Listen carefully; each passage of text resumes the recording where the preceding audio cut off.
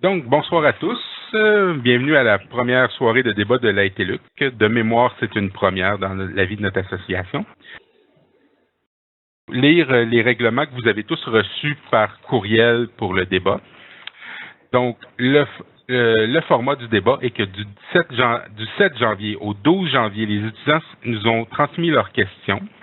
Nous avons compilé, nous les avons mis en forme pour qu'elles soient présentables. Seuls les candidats ainsi que l'équipe d'animation qui est animée par moi-même, Gilles Véraud, le directeur exécutif de l'association, ainsi que Mme Patricia Julien, directrice générale de l'association, participeront à ce débat. La vidéo de ce débat-là sera mise en ligne. Un instant. La vidéo de la téléconférence sera mise en ligne demain, le jeudi 14 janvier. 2 minutes seront allouées à chaque candidat pour se présenter en début de soirée. Une série de questions pertinentes sera choisie par l'équipe d'animation. Les candidats seront appelés à tour de rôle à répondre à chacune d'entre elles. L'ordre du tour de parole sera choisi au sort en début de soirée via le site web ramdom.org et restera fixe tout au long de la soirée. Dans quelques minutes, je vais faire un partage d'écran pour vous montrer comment tout ceci fonctionne. Je vais coller vos noms sur le site random.org et cliquer 3 fois sur un bouton qui va mélanger vos noms et ensuite ça sortira l'ordre de tour de parole. Ce tour de parole restera fixe tout au long de la soirée. Les candidats auront 2 minutes maximum pour répondre aux questions. Vous n'êtes pas obligé de prendre les 2 minutes maximum, mais on a calculé ça pour pas que la soirée s'éternise au-delà de 9h, 9h30. En fin de soirée, un temps libre de 2 minutes sera alloué à chaque candidat pour faire une présentation libre. Les candidats auront eu accès à un test informatique dans l'après-midi pour les personnes qui l'auront demandé. Les candidats sont tout de même invités à arriver à 18h sur la plateforme de téléconférence pour s'assurer que tout est en ordre pour le débat. Nous vous conseillons l'utilisation d'un bon casque d'écoute, communément appelé un headset. Un candidat pourra se voir exclu du débat si son matériel ou sa connexion informatique pose un problème sérieux au déroulement de celui-ci. Les instructions de connexion vous seront envoyées aux candidats le lundi 1er janvier. Les candidats acceptent que leur image et leur voix soient publiées sur Facebook, YouTube ainsi que notre site web de l'association. Les candidats pourront faire parvenir des compléments écrits aux questions dans les jours suivant le débat. Ces questions seront ajoutées sur notre site web au fur et à mesure qu'elles seront reçues par la permanence. Est-ce que toutes ces règles vous vont? Ça va. Très bien. Ça va? Oui, ça me va aussi. Parfait. Donc, je vais faire un partage d'écran pour choisir l'ordre d'intervention.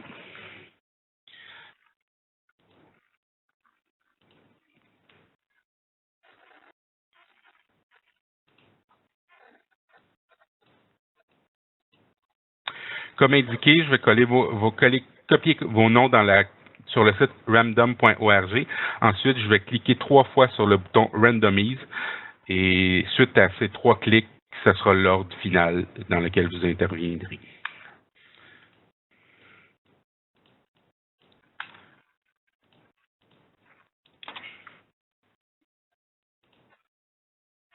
Un,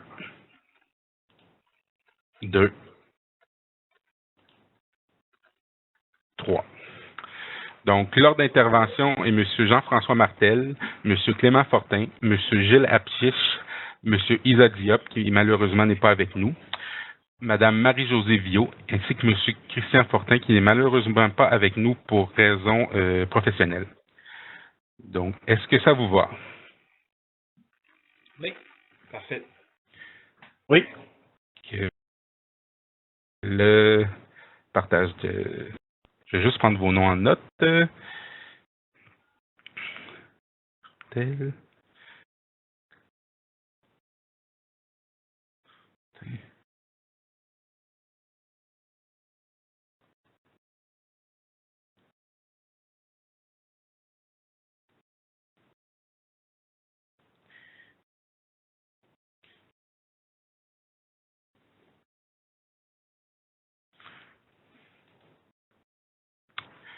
Voilà. Donc, selon l'ordre, selon les règlements, il y a un 2 minutes qui est accordé à chaque candidat pour se présenter. Comme c'est M. Jean-François Martel qui a été désigné en premier, je te laisse la parole, M. Martel. Alors, bonsoir tout le monde. Je me présente. Je suis Jean-François Martel, étudiant au baccalauréat en administration des affaires depuis 2008. Il me reste quelques cours à faire pour compléter ce diplôme. Je suis aussi impliqué de près ou de loin avec l'association étudiante depuis 4 ou 5 ans, depuis 2011. Puis je m'intéresse beaucoup aux faits étudiants. Je m'implique aussi beaucoup dans les forums sur la page Facebook des étudiants. Puis mon occupation principale, à part étudier, c'est je suis avec mon épouse dans un service de garde en milieu familial. Alors, ce qui complète ma présentation. Parfait. Monsieur Clément Fortin. Bonjour, je me présente, Clément Fortin. Je suis un étudiant à la maîtrise d'information à distance à la TELUC. Actuellement, j'ai terminé ma scolarité.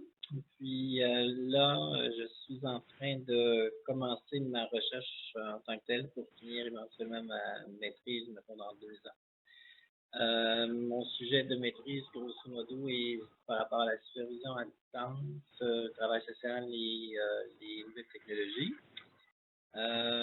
Moi, je suis impliqué depuis un bon bout de temps au niveau de la TELUC. J'ai été par rapport au comité de concertation dans un premier temps. Par la suite, je suis actuellement le vice-président académique et actuellement, suite à la démission de M. Simon Marchand, bien, je suis le président par intérim de l'association. Et c'est un peu pour étant donné la situation, c'est pour ça que je me présente actuellement là, comme président pour notre association. C'est terminé? Oui. Parfait. Monsieur Apchiche? Oui, bonsoir à tous.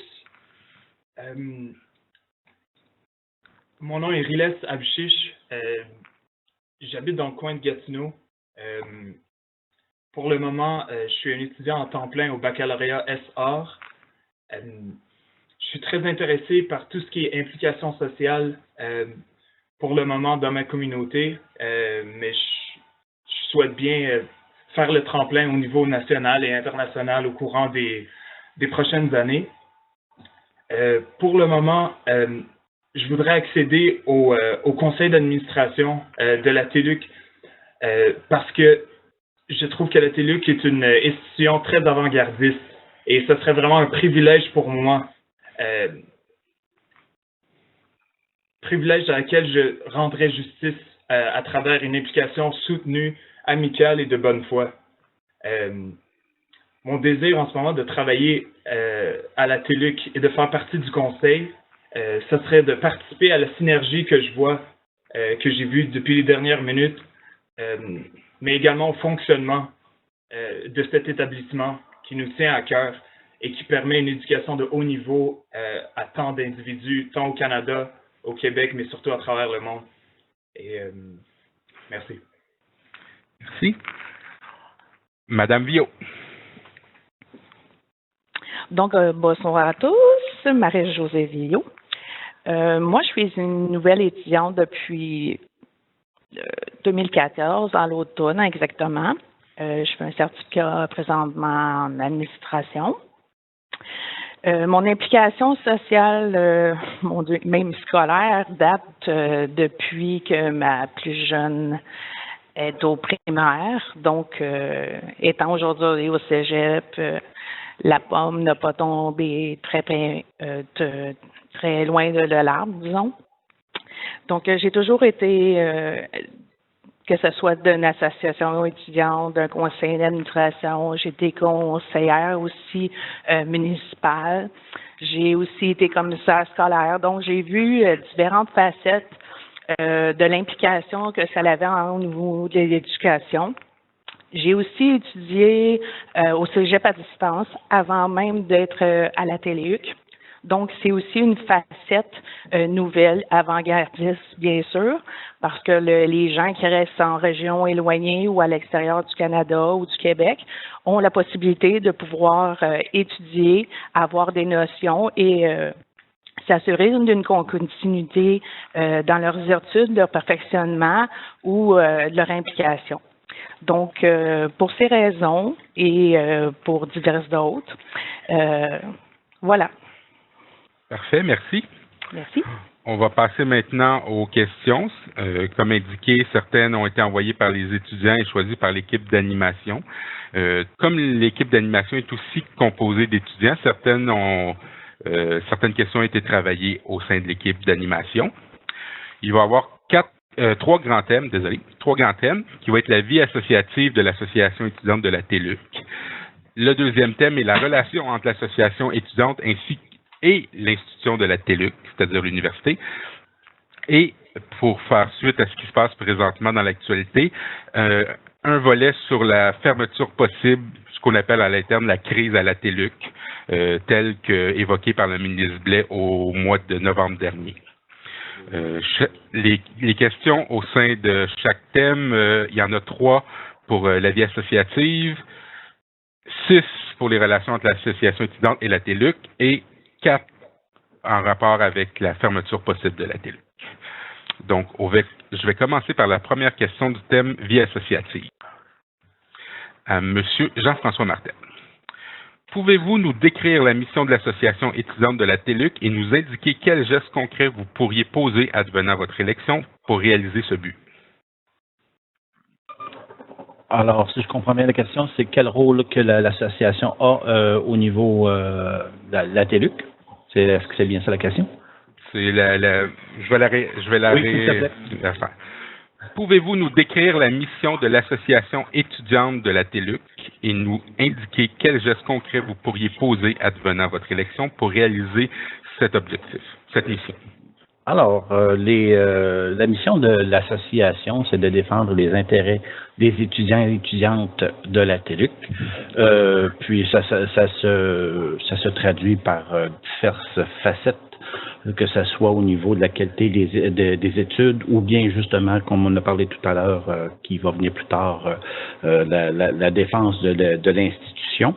Mon implication précédente dans l'association puis à venir, qui est possiblement comme conseiller au conseil d'administration, c'est justement de donner ma voix, mes opinions et aussi de mettre mon épaule à la roue dans différents dossiers pour pouvoir faire avancer ceux-ci là comme ils se doivent.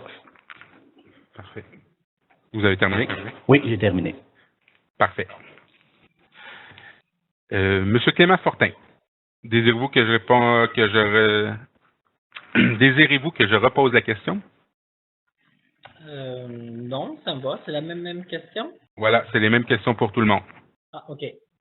Bon, par rapport à l'association étudiante, effectivement, c'est tout simplement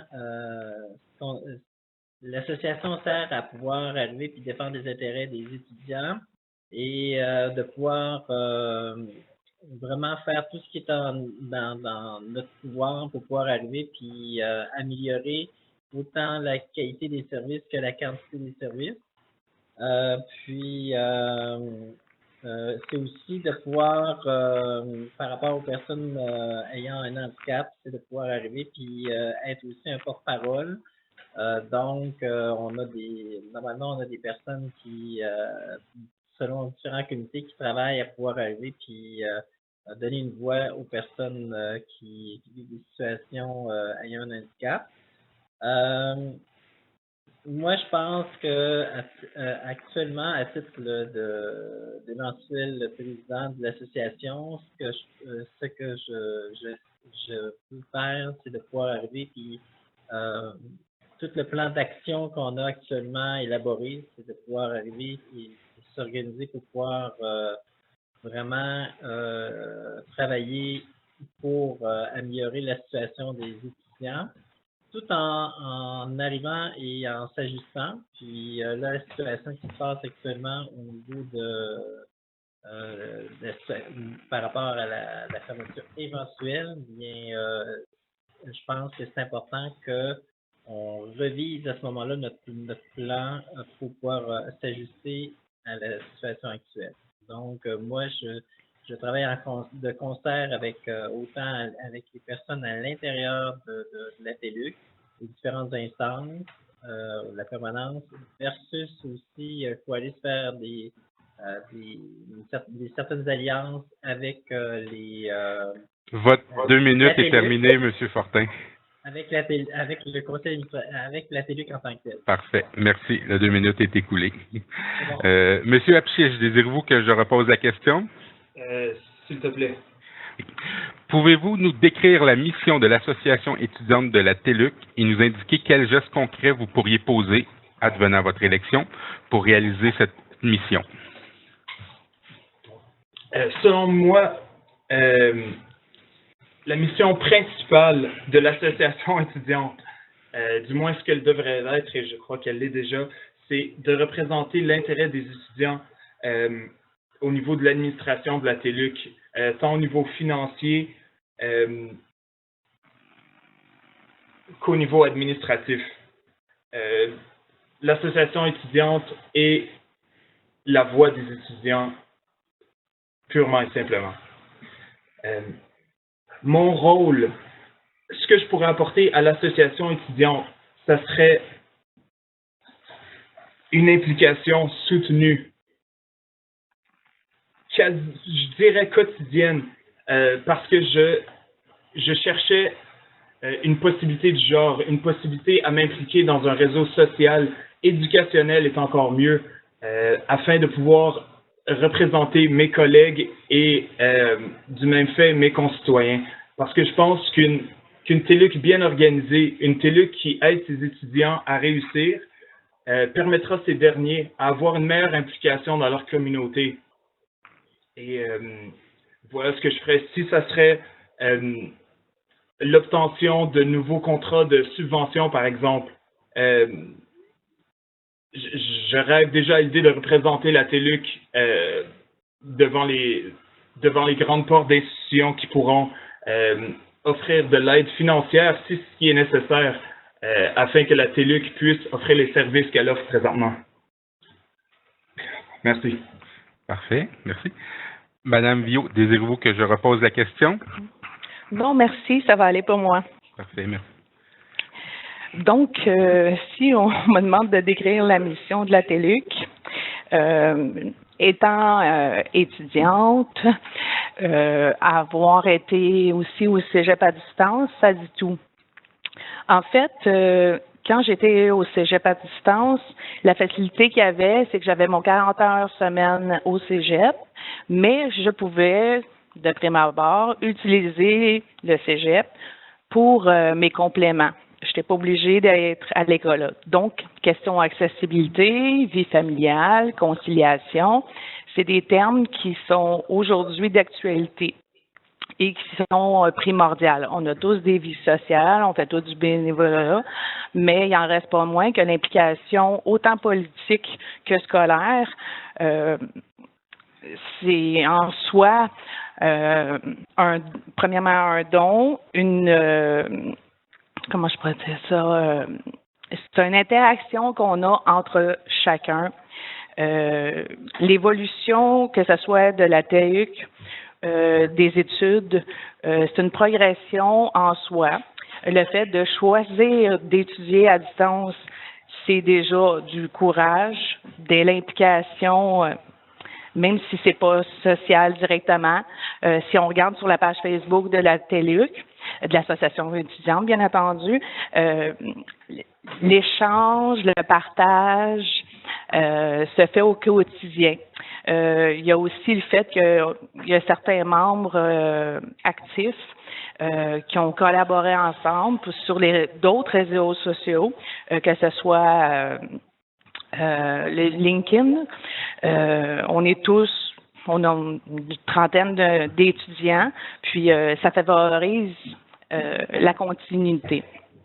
Donc, pour mes gestes concrets, c'est non seulement soutenu, c'est voulu et un temps sans compter pour les étudiants, puis tout ce qui est collaboration avec les gens. Oh, parfait. Merci. Bienvenue. Nous sommes déjà rendus à la deuxième question. Monsieur Martel, que proposez-vous de concret pour que l'association étudiante se renouvelle?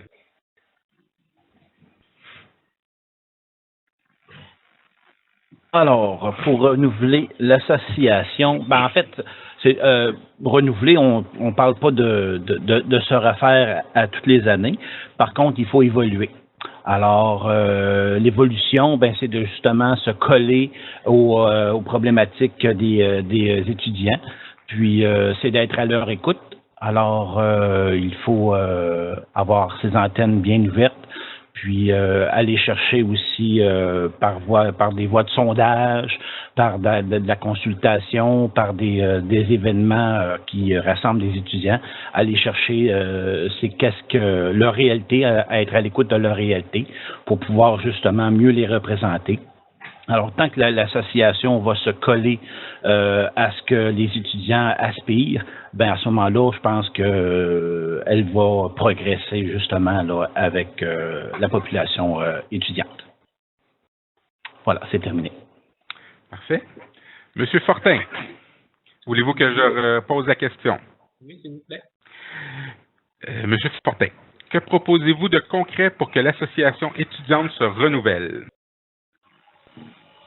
Bon, moi je pense que c'est important que effectivement qu'on soit à l'écoute des besoins des étudiants et étudiantes, qu'on puisse arriver et qu'on puisse travailler à pouvoir travailler ensemble au niveau de la permanence et des différents comités pour pouvoir s'organiser à pouvoir apporter des modifications lorsque c'est possible. Et aussi, c'est très important de pouvoir travailler en co-collaboration avec que les messages que les étudiants offrent, aussi les modifications qui sont demandées, il faut qu'ils soient aussi entendus au niveau à l'externe, c'est-à-dire par rapport au niveau de l'administration de la TELUC, de leur faire des demandes pour qu'ils puissent avoir des modifications qui puissent être faites et qui c'est toujours dans l'avantage des étudiants et des étudiantes de la TELUC. Donc, je pense que ce qui est important, c'est que les messages se rendent pour toujours améliorer la condition des étudiants et des étudiantes de la TELUC. C'est ce qu'on essaie de faire le plus possible. À chaque jour. J'ai terminé. Parfait, merci. Monsieur Apchiche, voulez-vous que je repose la question? Non, c'est très bien, merci. En fait, je suis parfaitement d'accord avec M. Fortin lorsqu'il dit qu'il faut qu'on aille chercher des ressources externes à l'association et ce, pour renouveler les outils qui sont à notre disposition. Je pense que si l'association et la TELUC sont en mauvaise position en ce moment, il faut aller chercher à l'extérieur de la boîte, il faut aller voir quelles sont les différentes alternatives, quels sont les problèmes à leur source. De cette façon-là, on va être capable de pas s'énerver les uns contre les autres parce qu'il n'y a pas de solution. Renouveler l'association de la TELUC, je ne crois pas nécessairement que ça a directement à voir avec renouveler les membres, bien que s'il y a des membres qui sont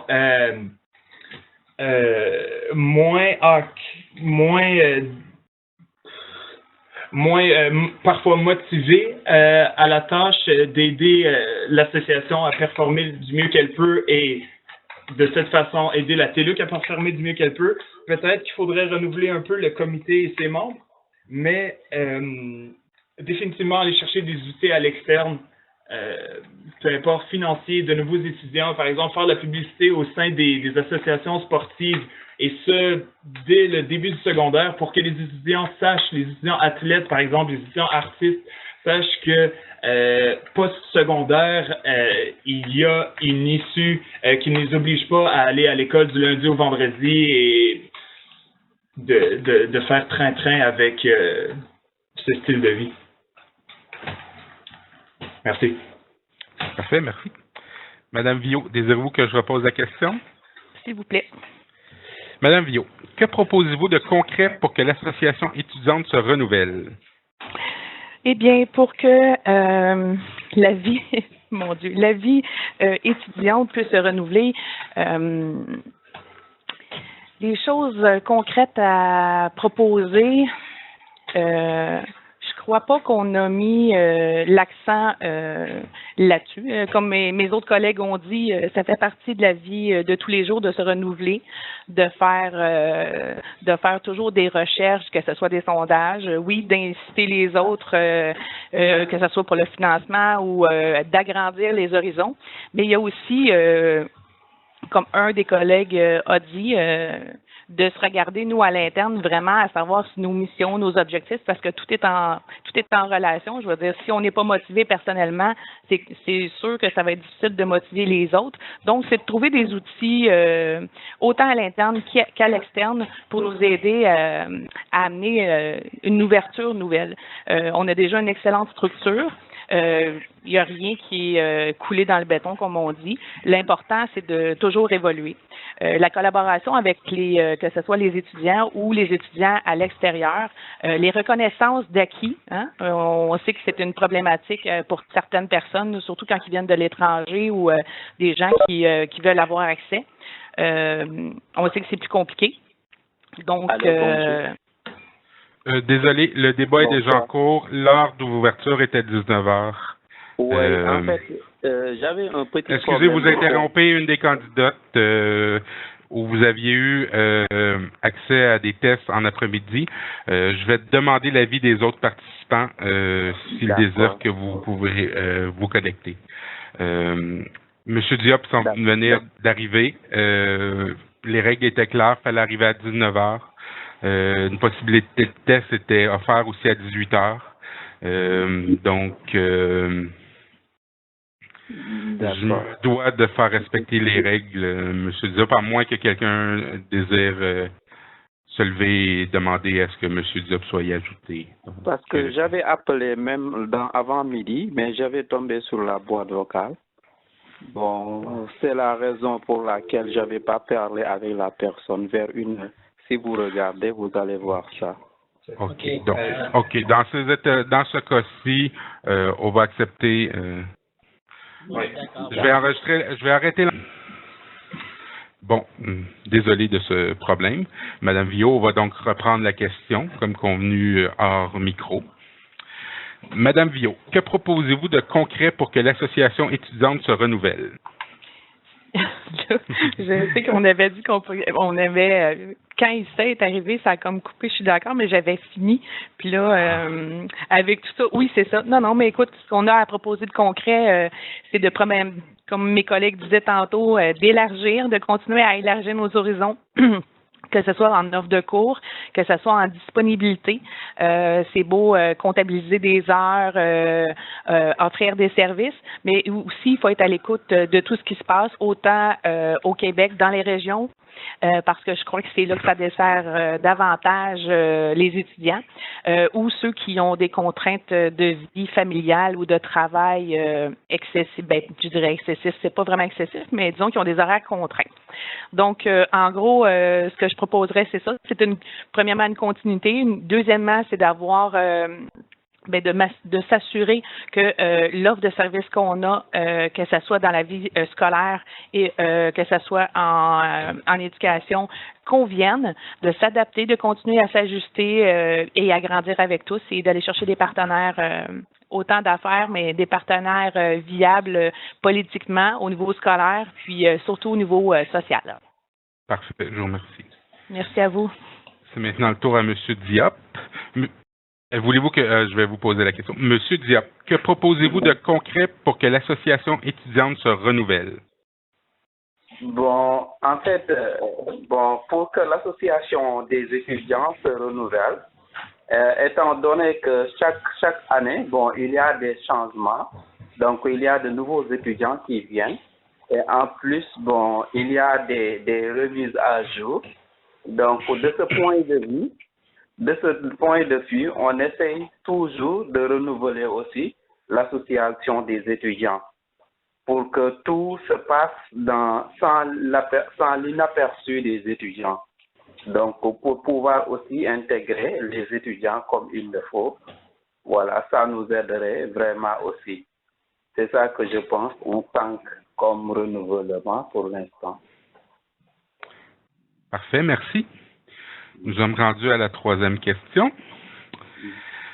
Monsieur Martel, qu'est-ce qui vous démarque des autres candidats et qu'apporteriez-vous à l'association si vous y étiez élu?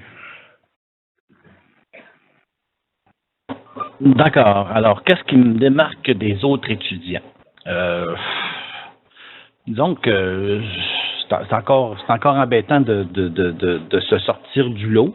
Moi, ce que je me vois comme tel par rapport à la masse, on peut dire, ce que mon implication, mon désir d'implication envers mes confrères et consoeurs d'études, comme je l'ai dit, souvent, j'ai été souvent sur les forums.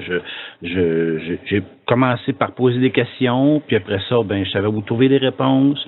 Puis à leur tour, d'autres étudiants posaient des questions, alors je me faisais plaisir de leur donner les informations, de leur dire où était l'information.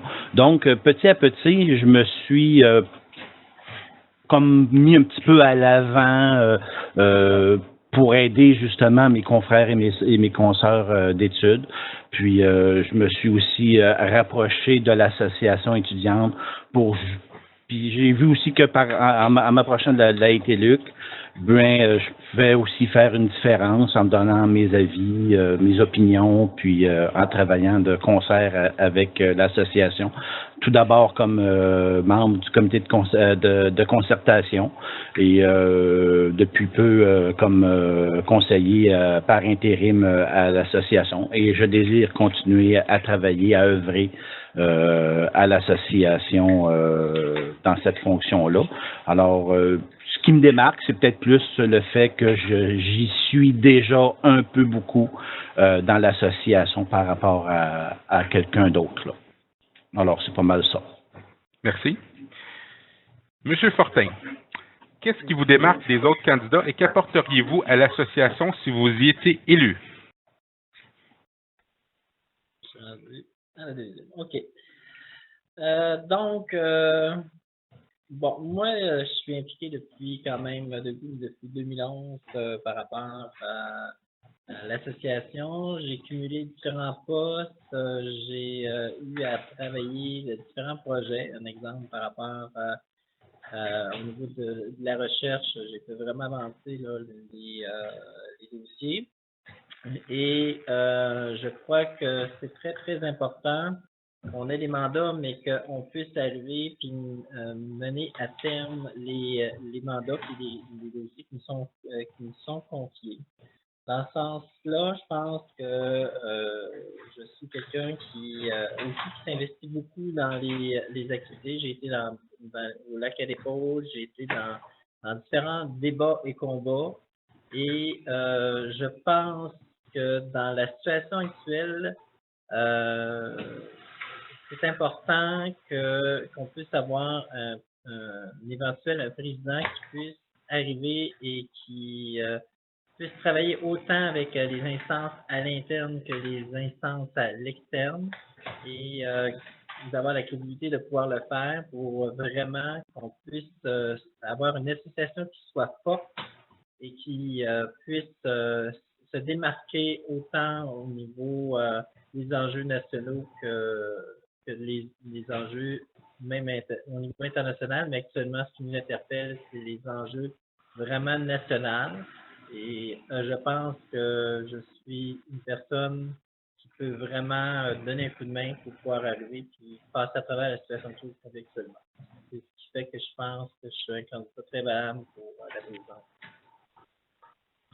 Parfait, merci. Monsieur Apchiche, qu'est-ce qui vous démarque des autres candidats et qu'apporteriez-vous à l'association si vous étiez élu? À être élu, je suis parfaitement d'accord avec ce que Mme Viau Et M. Fortin a apporté comme point la solidarité entre membres est définitivement un aspect incontournable. J'ai une ambition sans limite au niveau social surtout. L'intégration de mon travail à celui de mes collègues est ce qui me pousse chaque matin à vouloir œuvrer en milieu sociétal.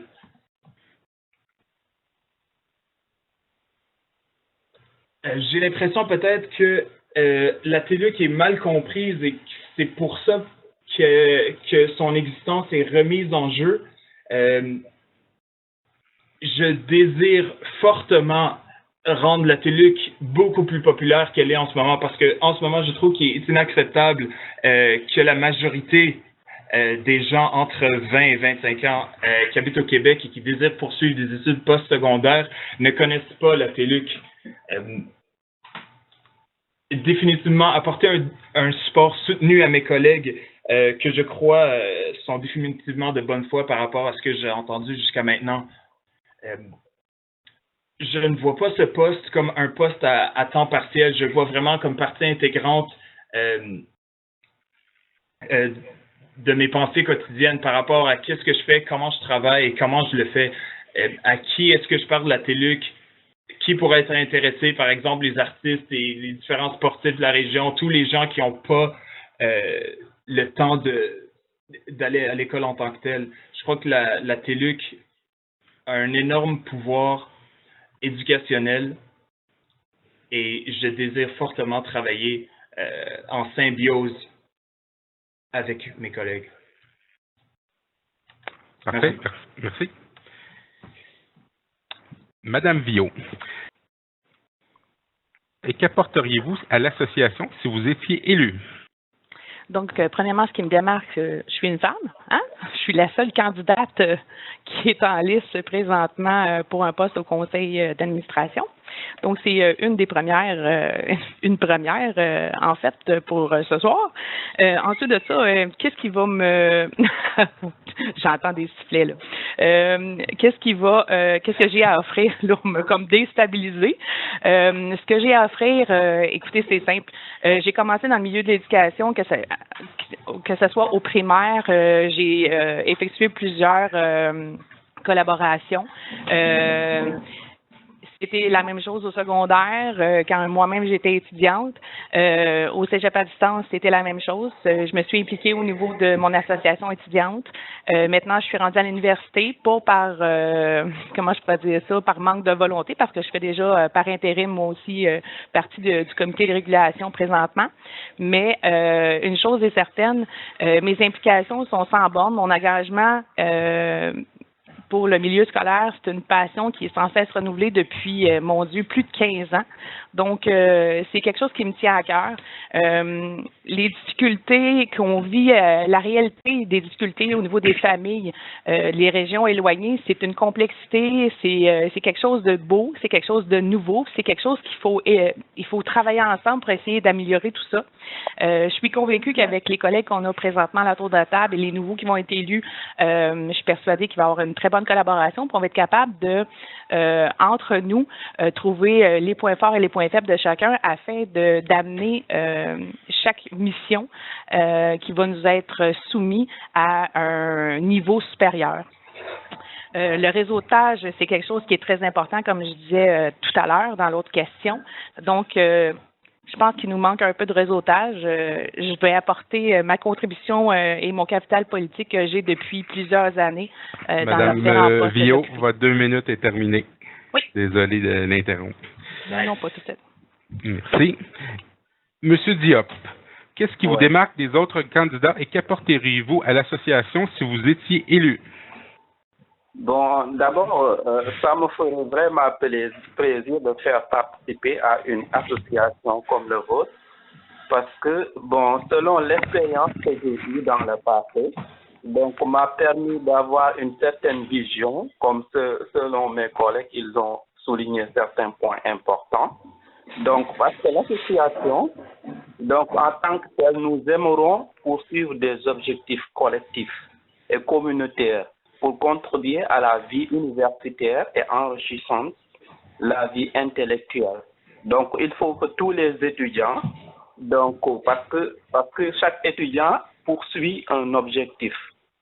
Donc, il faut faire en sorte que tous les étudiants aient au courant ce qui se passe dans l'association des étudiants et en même temps essayer de développer certains points, voilà, importants. Donc, parce que ça nous aiderait vraiment à améliorer. Donc, et ça pour ce faire, il faut vraiment des objectifs clairs et précis. Donc, c'est dans cette optique que j'aimerais me lancer. Donc, pour faire participer aussi à un groupe beaucoup plus dynamique pour l'atteinte des objectifs fixés. Donc, c'est ça à peu près mon expérience. Parfait, merci. Voilà. Merci, M. Viau. Monsieur Diop, désolé. Nous sommes rendus au deuxième thème de ce débat, qui sont les relations entre l'association étudiante et l'institution TELUC. Je commence avec M. Martel. Au cours des dernières années, l'association étudiante a collaboré à plusieurs projets en collaboration avec la TELUC, comme la Charte des droits et devoirs des étudiants, ainsi que la politique d'évaluation des cours et des enseignements. Selon vous, M. Martel, quel type de relation l'association étudiante devrait-elle entretenir avec la TELUC? Alors, moi, je crois beaucoup au dialogue, à la communication et surtout pas à la guerre, parce que la guerre, se partir en guerre contre un autre, ça laisse des marques.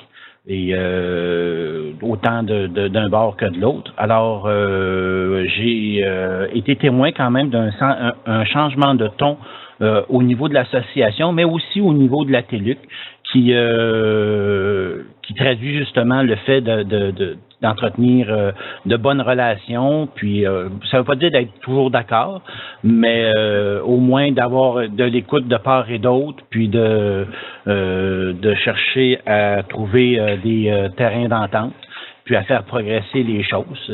C'est sûr que des fois, bon, les aléas administratifs font que ça prend du temps, mais je pense que c'est ça c'est la voie à suivre, c'est d'entretenir de très bonnes relations avec les bonnes personnes et de toujours tenir notre point pareil, mais de pas désarmer devant l'adversité et de continuer à faire avancer nos choses.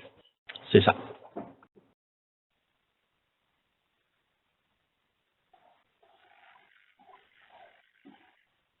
Oui, j'ai terminé. Allô? Oui. Oui, j'ai terminé. Est-ce que... On a perdu la connexion avec l'admin? Ouais. Gilles? Patricia? Je vois ni un ni l'autre parler. Ouais. Moi, je suis là. Je ne sais pas pourquoi on n'entend plus Gilles, par contre. Non. Moi non plus. Moi, je suis là. Non, l'autre Gilles.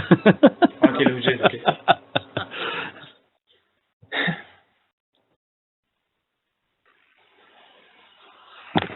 Il y a trop de bonnes choses qui sont dites, le système ne peut pas le processer. Gilles? C'est bon, c'est positif. Un autre moment à éditer. Tu vas être obligé de tout répéter. Non, je ne répète. Monsieur Fortin, au cours des dernières années, l'association étudiante a collaboré à plusieurs projets en collaboration avec la TELUC, comme la Charte des droits et devoirs des étudiants, ainsi que la politique d'évaluation des cours et des enseignements. Selon vous, quel type de relation l'association étudiante devrait-elle entretenir avec la TELUC?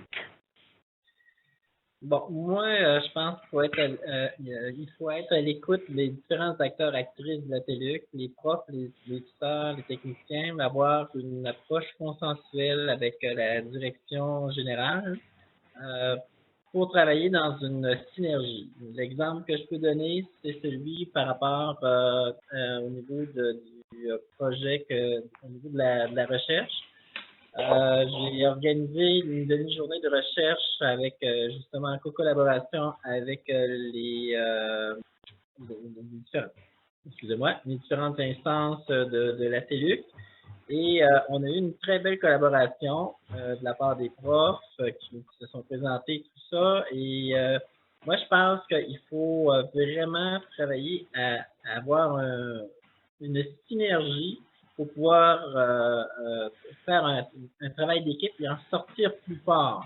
Donc, puis d'autres éléments par rapport à la recherche, j'ai travaillé aussi à pouvoir améliorer la condition des étudiants et des étudiantes pour éventuellement qu'il y ait la possibilité qu'il y ait des assistants de recherche. Et ça veut dire que ça nous fait un plus. Au lieu qu'à un moment donné, qu'il aille chercher des assistants de recherche à l'extérieur de la TELUC, qu'il aille les chercher à l'intérieur de la TELUC. Et ça, on avait mis le doigt sur quelque chose d'important. Et dans ce sens-là, je pense qu'il faut vraiment là, continuer dans ce sens-là de travailler en co-collaboration.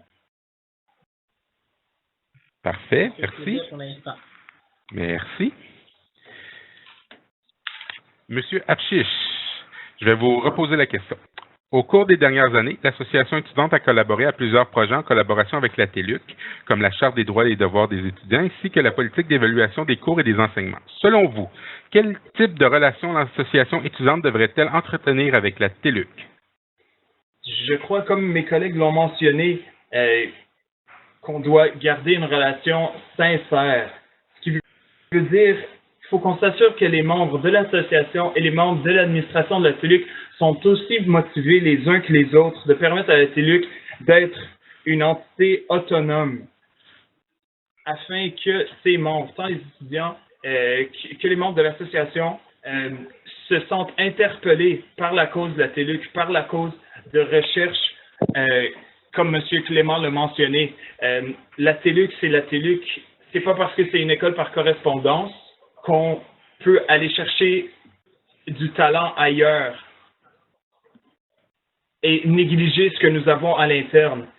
Les gens qui sont dédiés au bon fonctionnement de la TELUC devraient être récompensés en étant inclus dans la conversation du développement de la TELUC, tant au niveau de la recherche que du niveau organisationnel. Merci. Merci. Madame Viau, au cours des dernières années, l'Association étudiante a collaboré à plusieurs projets en collaboration avec la TELUC, comme la Charte des droits et des devoirs des étudiants, ainsi que la politique d'évaluation des cours et des enseignements. Selon vous, quel type de relation l'association étudiante devrait-elle entretenir avec la TELUC? D'abord, 5 mots. Optimisme pour la proactivité qu'on doit avoir entre chacun des membres. Ensuite de ça, le respect. Le respect, c'est le désir d'avancement de chacun des personnes. On a toute une perception qui est différente. Je crois pas que on ait tout à gagner, dans le fond, en ayant un ego qui est premièrement démesuré, mais on est là en fait de collaboration. Ensuite de ça, l'intégrité intellectuelle autant versus soi-même que les autres. La transparence, c'est dire les vraies choses. Ne pas se mettre la tête dans le sable quand il y a une problématique X, Y, Z ou qu'il y a des choses qui ne nous conviennent pas. Et pour terminer, l'assiduité qui est au niveau de notre engagement, que ce soit comme membre du conseil d'administration, mais aussi comme membre à part entière de l'association étudiante. Voilà. Parfait, merci. Monsieur Diop, au cours des dernières années, l'Association étudiante a collaboré à plusieurs projets en collaboration avec la TELUC, comme la Charte des droits et devoirs des étudiants, ainsi que la politique d'évaluation des cours et des enseignements. Selon vous, quel type de relation l'association étudiante devrait-elle entretenir avec la TELUC? Bon, d'abord, pour commencer, l'association des étudiants doit viser à un bon fonctionnement de l'université, c'est-à-dire la TELUC. Parce que, bon, si vous regardez, donc tout étudiant doit jouir à l'université des libertés fondamentales reconnues par la Charte des droits et libertés de la personne, telles que la liberté d'opinion, la liberté d'expression, la liberté de réunion pacifique et la liberté d'association. Donc, les étudiants aussi ont droit à des programmes de formation de qualité tenant compte du développement des connaissances et leur discipline. Donc, bon, ils ont droit à accès à des informations vraiment claires et pour mieux participer à un bon fonctionnement de l'université. Donc, c'est ça mon point de vue. Parfait, je vous remercie. Seconde question du deuxième thème. Monsieur Martel, pouvez-vous nous décrire ce qu'est un cours de qualité et quels gestes concrets la TELUC peut poser pour améliorer la qualité de son offre de cours? Oh boy! Alors, pour avoir suivi tout près de 25 cours à la TELUC, on s'aperçoit que les cours ont des qualités, représentent une qualité qui est variable beaucoup d'un cours à l'autre. Et c'est un petit peu regrettable dans le sens que quand on a un cours qui nous semble désuet, on se sent pas nécessairement là bien dans ça. On a l'impression de ne pas apprendre tout ce qu'on devrait apprendre. Alors, l'association, son rôle dans ça, c'est justement de pouvoir donner l'occasion aux étudiants d'apprécier les cours, à savoir donner leur appréciation, à savoir si il répond à leurs besoins. Justement, si un cours présente des problèmes, une problématique trop difficile, pas assez difficile, trop de contenu, pas assez de contenu, ou le contenu est obsolète, ce genre de choses-là. Alors, l'association, justement par l'évaluation des enseignements, pourrait justement pouvoir donner la voix aux étudiants par rapport à la qualité des cours qui sont donnés à la TELUC. Alors, ça complète. Parfait, merci. Monsieur Fortin, désirez-vous que je repose la question? Oui, s'il vous plaît. Monsieur Fortin, pouvez-vous nous décrire ce qu'est un cours de qualité et quels gestes concrets la TELUC peut poser pour améliorer la qualité de son offre de cours?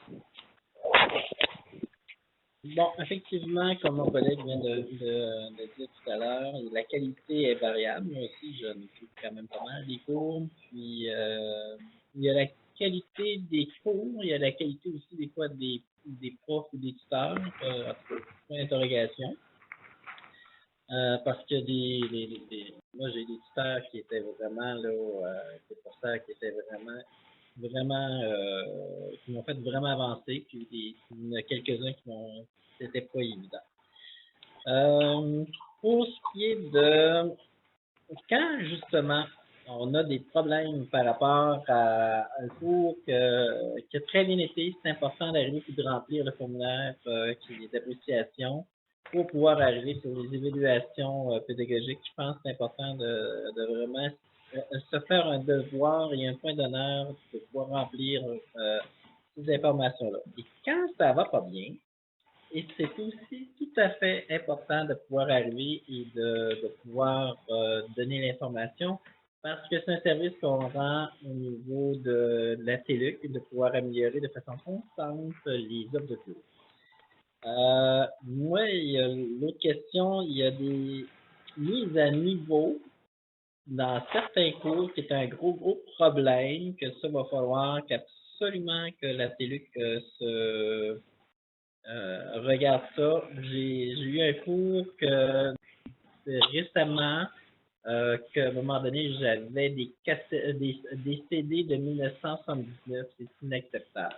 Peut-être au niveau pédagogique, c'est encore bien, pour eux autres, c'est bien correct, mais moi, en tout cas, quand je vois Pierre-Édith Trudeau, qui était le père à M. Justin Trudeau, nous sommes en 2015, hein?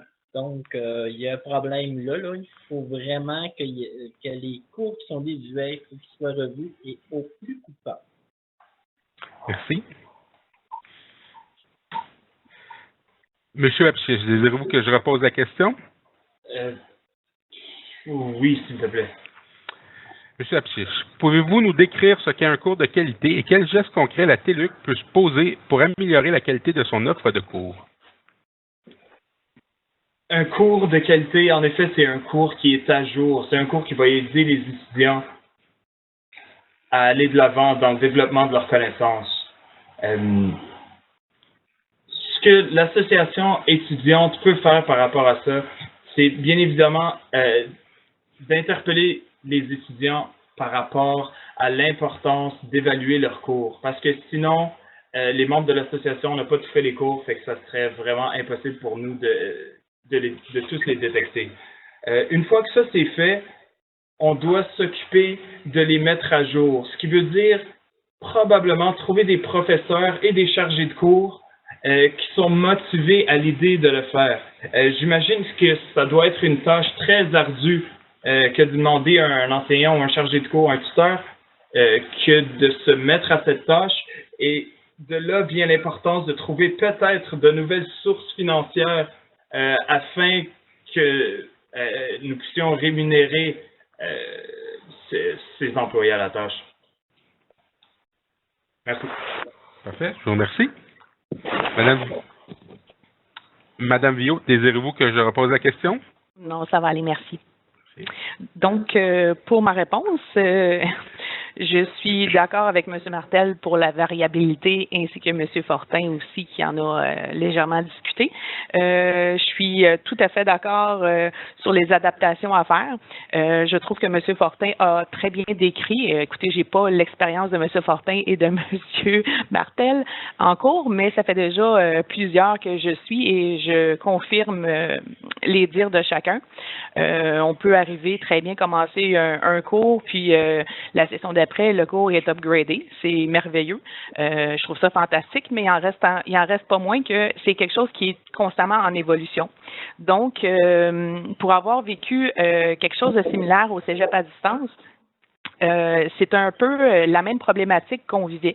Je dirais pas qu'on peut avoir un travail de collaboration avec eux parce que c'est pas le même niveau, le même titre, mais je crois puis je suis persuadée que c'est pas un manque de volonté, c'est simplement soit le temps ou les ressources que nous n'avons pas, soit à l'interne ou qu'il n'y a pas d'ouverture à l'interne qui a été faite sur le questionnement.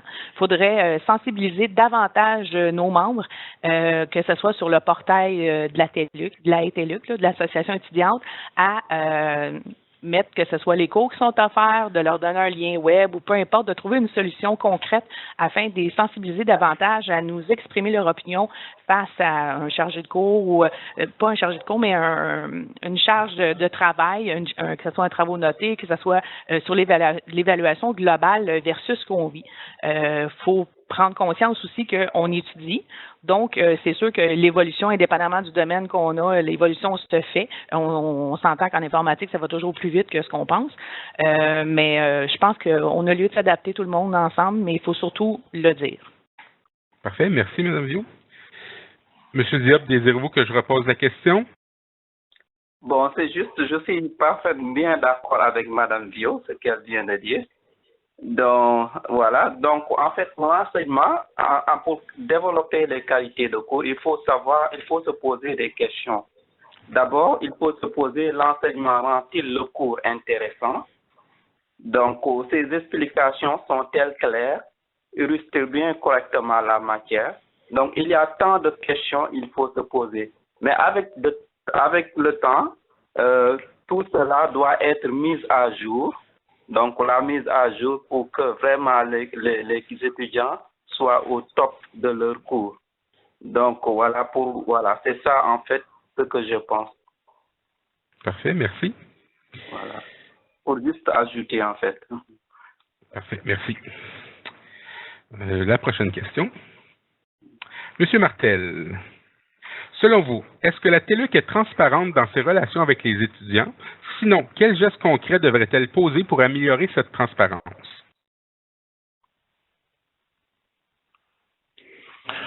Bon, alors, est-ce que la TELUC est transparente envers l'association? J'aimerais ça répondre oui, mais je crois que, comme toute institution, toute organisation, il y a des pans entiers qui doivent être cachés pour des raisons stratégiques, politiques ou autres. Alors, il faut quand même chercher toujours à être à l'affût des informations qui peuvent émerger de cette organisation qui est la TELUC, soit par les membres du personnel, soit par les tractations qui peuvent se faire un peu partout. Alors, qu'est-ce que l'association doit faire? Ben, c'est d'être, en plus d'être à l'écoute des étudiants, être surtout aussi à l'écoute de l'institution pour déceler tout problème ou bien pour justement profiter d'occasions ou bien d'avoir une façon d'aborder des problématiques étudiantes. Alors, c'est ça. Parfait, merci. Monsieur Fortin, désirez-vous que je repose la question? Non, ça va aller pour celle-là. Je vous en remercie. Grosso modo, je dirais qu'il y a les jeux et les enjeux politiques. Et c'est certain qu'à un moment donné, les informations, il y a un filtre qui s'installe. Par contre, ce que je crois fondamentalement, c'est la communication qui soit le plus direct possible et qui puisse arriver et qui nous donne l'heure juste. Exemple, si je discute avec un cadre, je peux aller chercher de l'information pour la même question et je peux vérifier aussi avec la direction générale. Et s'il y a des dissonances dans les propos, ben c'est important de confronter soit la direction générale, soit le cadre concerné, soit le professeur concerné, etc. Ça, je pense qu'il faut avoir une communication qui soit cohérente de la part de l'institution, donc qu'elle soit le plus possible transparente. Moi, jusqu'à présent, j'ai de très bons contacts avec la direction générale et je pense que, puis j'ai aussi eu des discussions avec le ministère et le ministère, c'est plus, il y a des jeux politiques pas mal plus importants. Plus qu'on descend dans les échelles, plus qu'on a de l'information quand même assez réelle de ce qui se passe. Mais plus qu'on monte dans les étages politiques, plus que l'information est diffuse. Je ne sais pas pourquoi. c'est sarcastique. Je sais pourquoi, là, mais c'est vraiment sarcastique. Voilà. Monsieur Apchiche, désirez-vous que je repose la question?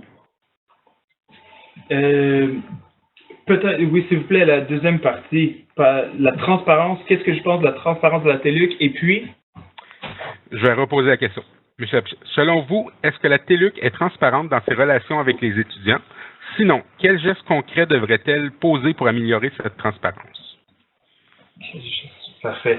Ben, premièrement, comme nous avons fait mention au début du débat, en tant qu'étudiant depuis janvier 2015 à la TELUC, je ne savais pas que la TELUC comptait fermer ses portes ou avait des problèmes organisationnels quelconques.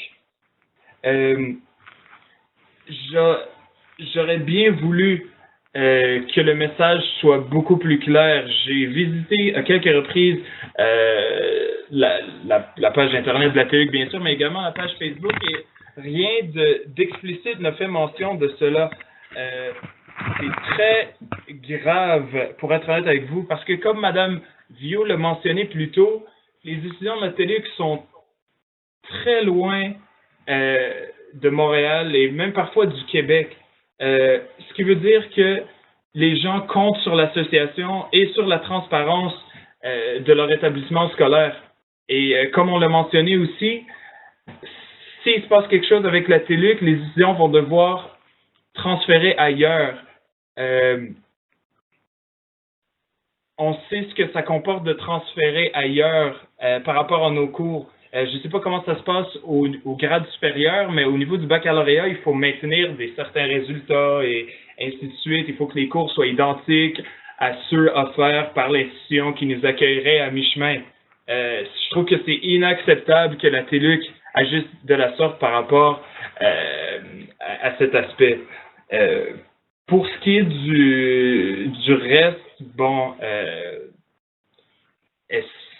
qu'est-ce que la TELUC pourrait faire pour augmenter sa transparence? Ben, ça serait donner l'heure juste sans nécessairement envoyer les gens en peur. Et surtout être transparent avec l'association étudiante qui est vraiment les oreilles et la parole des membres de la TELUC. Merci, M. Apchis. Votre 2 minutes est terminée. Yeah.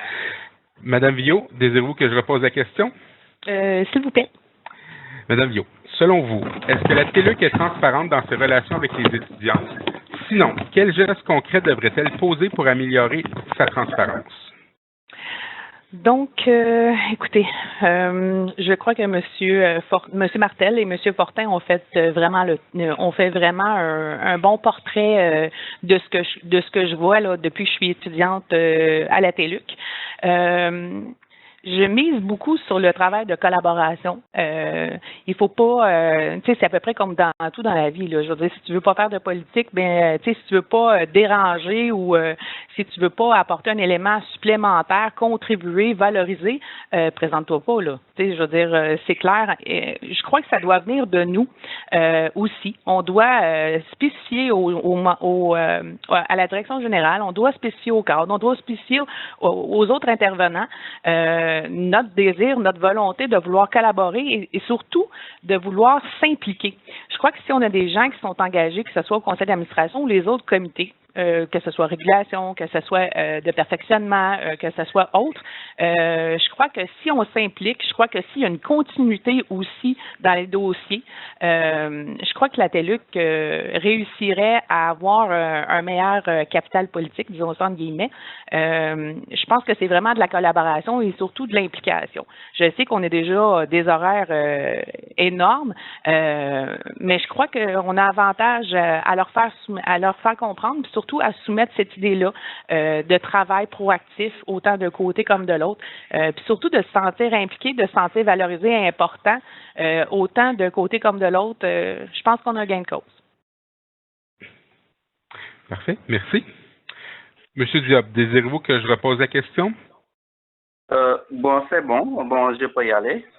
Bon, en fait, comme ce que Mme Vio a dit, donc il faut toujours collaborer, il faut une certaine collaboration, une solide même collaboration. Et en même temps, je parle au niveau des professeurs parce qu'il devait y avoir un suivi vraiment concret qui aide aussi les étudiants à mieux intégrer. Parce qu'au niveau des professeurs aussi, les professeurs jouent un rôle vraiment, vraiment important avec les étudiants. Parce que c'est eux qui donnent je vois que c'est eux qui donnent des devoirs à faire pour la suivi, tout ça. Voilà. Surtout les nouveaux étudiants qui viennent d'arriver et des étudiants qui ont pris quatre cours comme ça. Donc, parce qu'il faut aussi juste l'outil de travail. C'est un bon outil, mais ça suffit, je dirais ça suffit. Mais il faut aussi l'implication des professeurs pour qu'on puisse vraiment avoir un travail de qualité. Vraiment, ça aiderait aussi aux étudiants à y participer pleinement. Parfait, merci. Merci. Je dois vous avertir que le temps file. Pour des raisons d'efficacité, il reste 3 questions à ce thème. Seulement une sera posée. Vous pourriez répondre par courriel écrit aux 2 questions suivantes. Elles vous seront envoyées à la fin du débat. Est-ce que ça vous va? Parfait. Ouais. Oui, ça va. Parfait. C'est ça pour moi. Donc, M. Martel, dernière question du volet sur les relations entre l'association étudiante et l'institution TELUC. M. Martel, quel geste la TELUC devrait-elle poser pour se renouveler? Alors, on parle bien de l'institution et non de la TELUC. C'est la TELUC. Pardon, je ne vous ai pas entendu, M. Martel. Oui, est-ce qu'on m'entend? Oui, là, je vous entends. Oui. D'accord. On parle de la TELUC ou pas de l'association? Je vais reposer la question pour dissiper les doutes. Quel geste la TELUC, l'université, devrait-elle poser pour se renouveler? OK. Alors, les gestes qu'elle doit poser, c'est d'être à l'affût des technologies qui sont disponibles actuellement et qui le seront dans l'avenir. Adapter ses cours, les cours qui existent, les cours qui vont être développés envers ces technologies-là, s'en aller peut-être sur le tout numérique. Offrir ça sur plusieurs plateformes, ce genre de choses-là, parce que à la base, dans l'essence, la TELUC a quand même une très bonne formule qui est pas disponible dans les autres universités. Elle doit conserver cette souplesse. Je pense que c'est ce qui résume beaucoup l'université TELUC, c'est sa souplesse d'études pour ses étudiants. Mais au niveau de la qualité, elle doit faire des efforts supplémentaires pour accoter les meilleures universités qui existent dans le monde en offrant des cours de meilleure qualité et aussi sur plusieurs plateformes. On est loin là de ce qui était envoyé par la poste là, maintenant on dépose nos travaux par courrier électronique. Alors c'est dans cet esprit-là qu'elle doit continuer d'être au top au niveau technologique. Alors c'est ça. Parfait, merci. Monsieur Fortin, quel geste la TELUC devrait poser pour se renouveler? Bon, dans un premier temps, au niveau des enjeux internes, ça serait important qu'il fasse un bilan des cours qui fonctionnent bien. Puis après ça, ce qui serait important aussi, ce serait de voir les cours qui ne fonctionnent pas. Moi, je pense que ce serait important qu'il fasse un bilan à ce niveau-là. Il y a beaucoup d'enjeux qui sont à l'externe. Parce que n'oubliez jamais que la remise en question du 30 octobre qui vient de passer, c'est le ministère de l'Éducation qui est arrivé avec cet élément-là. Donc, et je vais aller encore plus loin, il y a l'enjeu au niveau du Québec, mais il y a les enjeux aussi au niveau de la francophonie. Et je pense que la TELUC peut arriver... C'est quelque chose qui ne marche pas? Oui, Monsieur Fortin? Oui. Donc, je ne sais pas ce qui se passe, mais s'il y a des bruits. Est-ce que tu m'entends mieux? Oui, je t'entends correct. Est-ce que je recommence? Oui, vous pouvez recommencer. OK. Donc, ce que je disais, c'est qu'il y a des enjeux à l'interne. Faire un bilan de ce qui fonctionne et faire un bilan de ce qui ne fonctionne pas au niveau des programmes ou des cours. Ça, je pense que c'est important de faire du ménage à l'intérieur. Et ce qui est important aussi, c'est par rapport aux enjeux externes. Je parlais au niveau du ministère qui remet en question de la TELUC. Mais aussi, il va falloir que la TELUC travaille aussi de concert avec les autres universités à distance, exemple l'Université Laval. Est-ce qu'il y a des possibilités de faire, au lieu d'arriver puis de fermer, mettons, des programmes de la TELUC, il serait peut-être mieux de pouvoir faire de la co-collaboration dans certains cours qui pourraient être au niveau des maîtrises, mettons, il peut y avoir comme des passerelles. Ça pourrait être intéressant entre les universités francophones. Ça serait quand même intéressant et anglophone.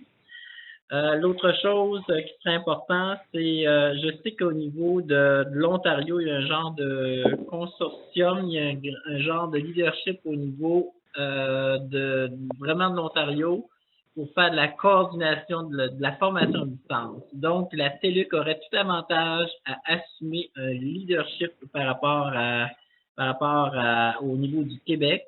Et j'ai parlé avec plusieurs acteurs, actrices, et c'est les enjeux les plus fondamentaux actuels. Parfait, merci. Monsieur Apchiche, quel geste la TELUC devrait-elle poser pour se renouveler? J'ai vu que la TELUC compte 20 000 étudiants par année. Selon moi, la TELUC pourrait en avoir beaucoup plus. Avoir beaucoup plus d'étudiants, ça permettrait d'avoir beaucoup plus d'opinions, beaucoup plus de gens qui voudraient s'impliquer à son développement. On n'a pas le choix. Si une personne sur 50 désire s'impliquer au développement de la TELUC. Alors, plus on a d'étudiants, mieux c'est. Tous ces étudiants vont avoir des demandes. Ces demandes-là vont faire en sorte que la TELUC va devoir apporter les modifications nécessaires aux aspects qui fonctionnent moins bien. Moins on est d'étudiants, vice-versa. Plus d'étudiants on a au grade supérieur, plus l'université devra se renouveler. Comment devra se renouveler? Ça va dépendre des besoins des chercheurs à ce niveau-là, des étudiants à ce niveau-là. Qu'est-ce qu'ils vont demander? Est-ce qu'ils vont demander des projets de recherche au niveau social ou au niveau technologique, technique? Est-ce que la TELUC peut répondre à ces besoins?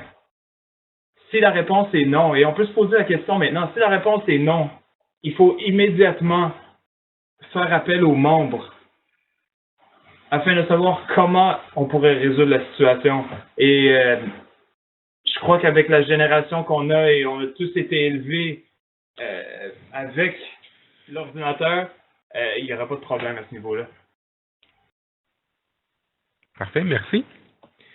Madame Viau, quel geste la TELUC devrait-elle poser pour se renouveler? Tout d'abord, je suis d'accord avec M. Martel au niveau de la souplesse. Je me suis interrogée, j'ai été même surprise, j'ai fait comme un haut là quand M. Fortin nous parlait que certains bilans, je présume et je souhaite ardemment que certains bilans ont été faits au niveau des services qui ont été offerts, au niveau ne serait-ce que du cours offert. Je serais très surprise et ce serait très désagréable d'entendre ça, mais bon, écoutez, j'ai peut-être pas l'expérience non plus de mes deux confrères à ce niveau-là. Moi, j'aimerais parler au niveau de l'accessibilité.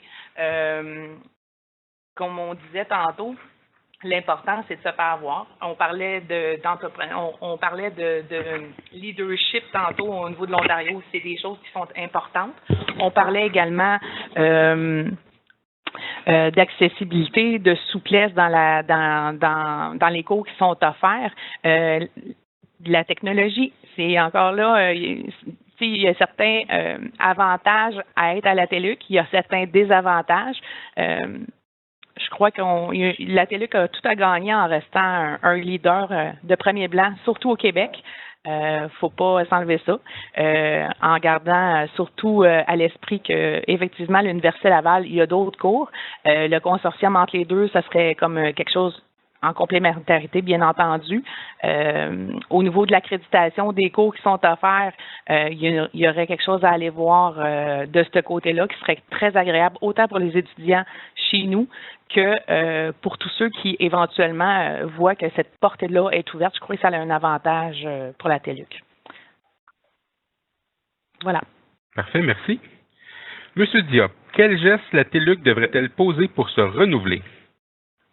Donc, le geste que TELUC doit se poser pour se renouveler, c'est de mettre en œuvre une politique bien définie, c'est-à-dire une politique de sensibilisation. Donc, il faut surtout sensibiliser les autres étudiants qui n'ont pas eu le temps, qui n'ont pas eu la chance de bien connaître la TELUC.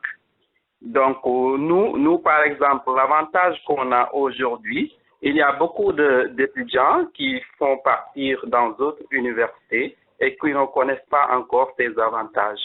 C'est la raison pour laquelle cette politique de sensibilisation permettra davantage que les autres étudiants connaissent bien les programmes, les cours, et surtout que nous fournissons surtout la flexibilité en termes de temps, de souplesse, et comme Vieux l'a tout à l'heure souligné. Donc, c'est ça en fait. Parfait, merci. Nous sommes rendus à la dernière portion de ce débat, qui est l'avenir de la TELUC. Je me suis trompé. Au début de la rencontre, je vous ai dit qu'il y avait 4 questions. Il y en a en fait 3. Donc, cette partie sera un petit peu plus longue, vu que ça concerne l'avenir. Donc, chaque question est préalablement mise en contexte. Donc, nous commençons avec M. Martel. Suite à un article du journaliste Hugo Jouinard en novembre dernier quant à une possible fermeture de la TELUC, le ministre Blais a indiqué en novembre dernier que tous les scénarios sont encore sur la table en ce qui a trait à l'avenir de la TELUC. Aucun démenti n'a été émis depuis concernant cette allégation. Selon vous, quel serait le scénario idéal pour la TELUC et ses étudiants dans les prochaines années? Alors, le scénario de rêve, ça serait que, justement, toute l'éducation supérieure serait dirigée vers la TELUC parce qu'elle possède l'expertise, elle possède le personnel, elle possède une masse critique d'étudiants assez imposante.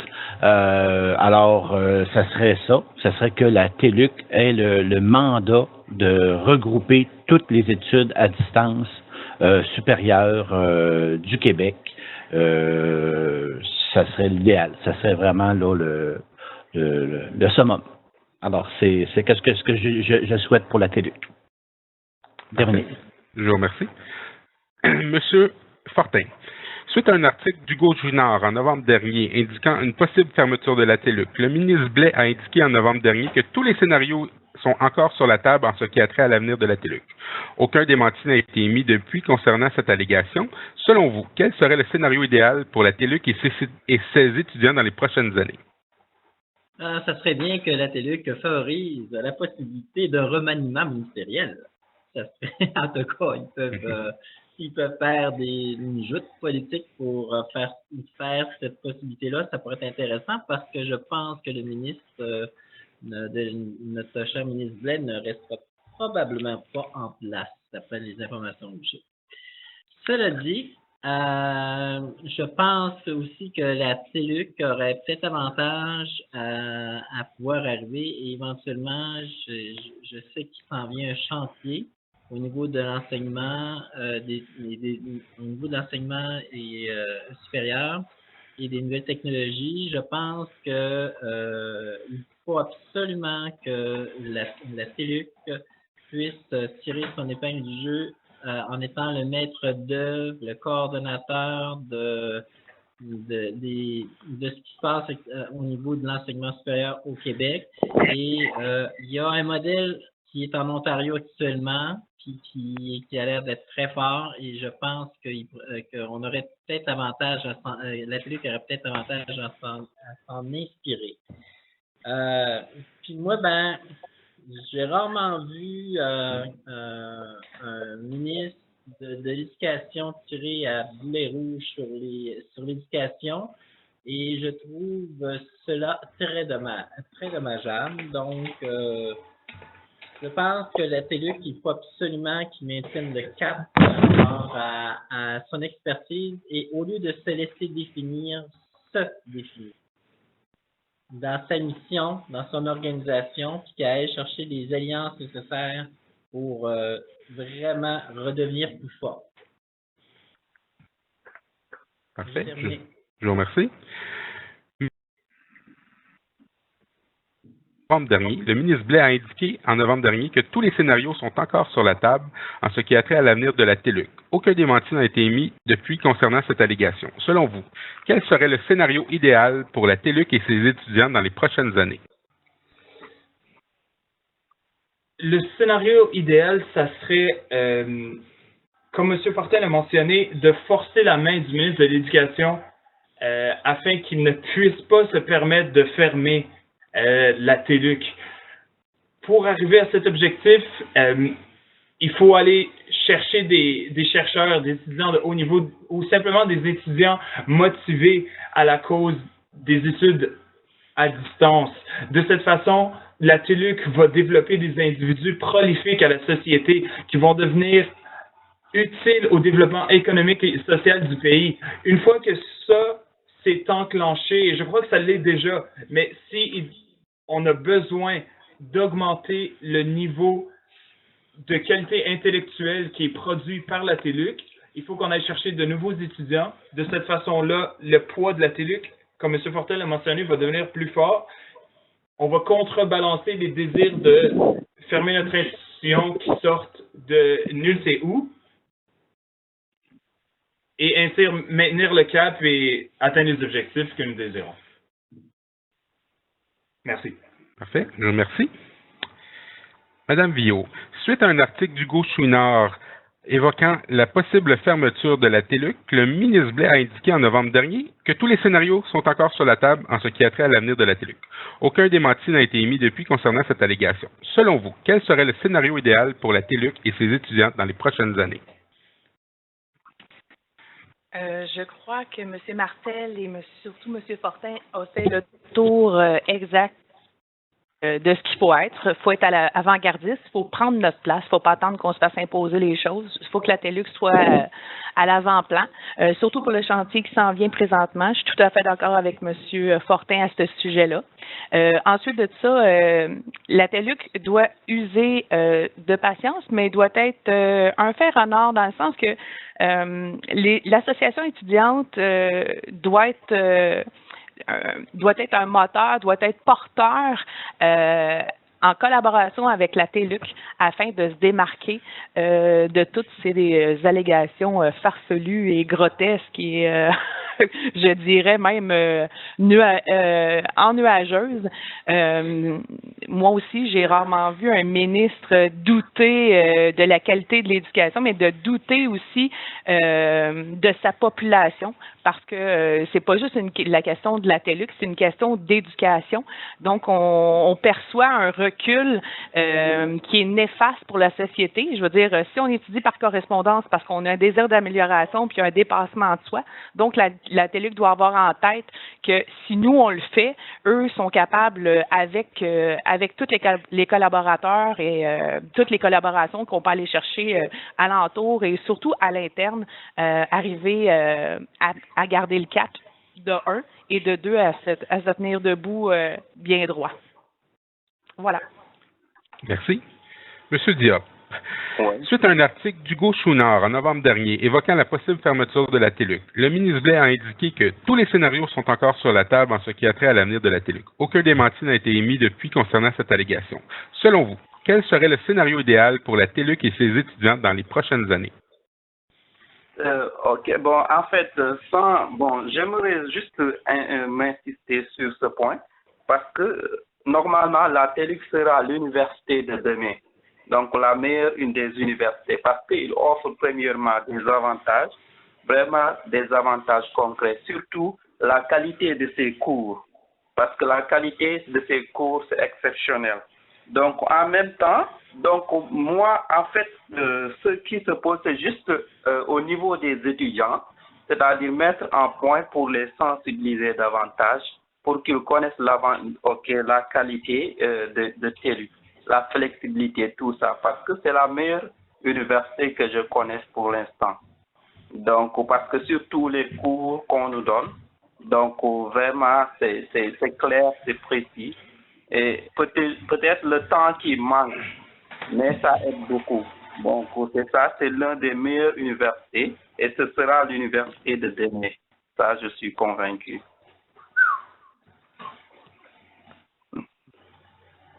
Merci. Nous sommes rendus à la deuxième question du dernier volet. Monsieur Martel, nous savons, de par nos statistiques internes, que plus de 70% des étudiants de la TELUC sont des femmes et que près que la moitié d'entre elles ont des enfants.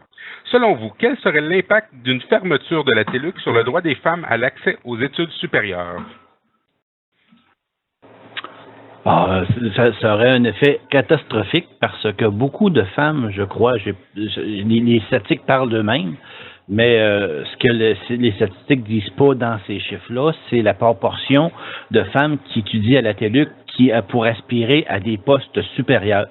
Alors, ça serait de leur couper le chemin des promotions, puis ça serait vraiment là néfaste pour les femmes, pour la condition féminine.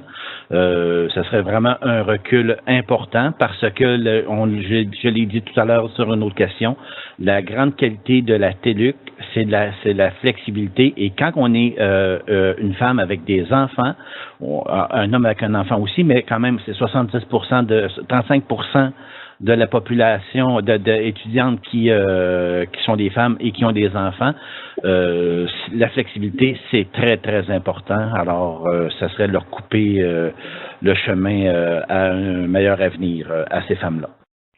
Alors, c'est ça. Parfait, merci. Monsieur Fortin, nous savons que par nos statistiques internes, plus de 70% des étudiants de la TELUC sont des femmes et que près de la moitié d'entre elles ont des enfants. Selon vous, quel serait l'impact de la fermeture de la TELUC sur le droit des femmes à l'accès aux études supérieures? Première des choses, il y a des principes. Si on se réfère même dans le temps, il n'y avait pas l'histoire des nouvelles technologies, de la TELUC en tant que telle. Le rapport parent, qu'est-ce qu'il a dit? C'est que c'est important d'arriver et d'avoir l'égalité, l'accessibilité. Et la TELUC, c'est effectivement une façon démocratique de pouvoir arriver et d'avoir accès à l'éducation.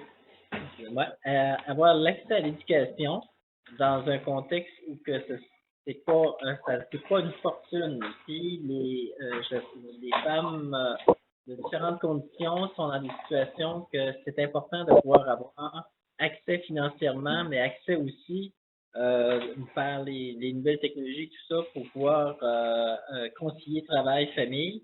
Et dans ce sens-là, moi, je pense que c'est à quelque part cette façon-là de pouvoir arriver et d'enlever une partie de ce droit-là. Je trouve que c'est vraiment là, quelque chose de concevable parce que ça, mettons comme quand une femme veut appliquer ou certaines femmes veulent appliquer sur des postes, ben, un exemple en administration, ben, s'ils font leur bac à temps partiel, ben, ça leur permet par exemple d'avoir un poste de cadre à l'intérieur d'une organisation par la suite. Et aussi, il y a toute la formation continue qu'on oublie, qui est très important. Et je regarde aussi par rapport aux femmes qui sont à l'intérieur dans l'armée, parce qu'on en a qui sont de la TELUC, qui sont dans l'armée et qui arrivent et qui peuvent avoir accès à des postes quand ils ont terminé soit des bacs en communication, des bacs en communication, en administration, des choses comme ça. Donc, c'est vraiment là, je trouve que pour les femmes, c'est vraiment une situation qui est inacceptable et il faut se battre bec et ongle pour obtenir gain de cause. Merci, M. Fortin. Monsieur Apchiche, nous savons que, de par nos statistiques internes, que plus de 70% des étudiants de la TELUC sont des femmes et que près de la moitié d'entre elles ont des enfants. Selon vous, quel serait l'impact de la fermeture de la TELUC sur le droit des femmes à l'accès aux études supérieures? Bon, je vois la portion de femmes avec des enfants qui sont étudiantes à la TELUC comme une représentation des gens qui sont extrêmement occupés, des membres de la TELUC qui sont extrêmement occupés avec autre chose que d'être assis sur des bancs de classe. Ceci étant dit, si quoi que ce soit se passe avec la TELUC et que ces femmes-là n'ont plus accès à l'étude, c'est un recul majeur pour le développement de la société canadienne parce que il y a déjà pas beaucoup de gens qui vont à l'université pour des raisons financières et peu importe. Si ceux qui sont motivés à le faire, en même temps d'accomplir d'autres tâches, n'ont plus même l'option de fournir l'effort, c'est inacceptable. Et ce que j'apporterais comme appui à l'association étudiante, et aucunement je ne vais m'arrêter là, ce serait de participer à l'administration gouvernementale afin que des institutions comme la TELUC soient supportées. Parce que les gens de demain, ceux qui se lèvent tôt le matin, se couchent souvent très tard le soir. Ce qui veut dire que les gens qui font rouler l'économie, les gens qui sont intéressés à s'éduquer et à partager leur savoir, doivent pouvoir le faire à leur rythme, si c'est un rythme qui est bénéfique en retour à la société. Merci. Madame Villot, nous savons de par nos statistiques internes que plus de 70% des étudiants de la TELUC sont des femmes et près de la moitié d'entre elles ont des enfants. Selon vous, quel serait l'impact de la fermeture de la TELUC sur le droit des femmes à l'accès aux études supérieures? Oh Seigneur Dieu, je suis moi-même dans cette situation. Ayant un métier non traditionnel, j'ai pas spécifié, mais je suis technicienne en génie civil depuis 17 ans, donc j'étais seule en 97 dans 2 classes de 32 étudiants au cégep en génie civil. J'ai commencé à travailler dans ce domaine-là. J'étais toute seule de femme. J'étais encore, écoute, on est encore très, très loin d'avoir la parité. Je ne sais même pas si, écoute, peut-être en 80 ans, on l'aura, mais bon.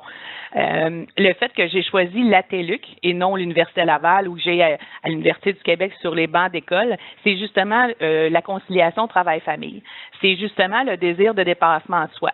Je suis d'accord avec le fait qu'on a une contribution au niveau des impôts là, ou peu importe quoi, mais je trouve ça premièrement dégradant, je trouve ça régressant.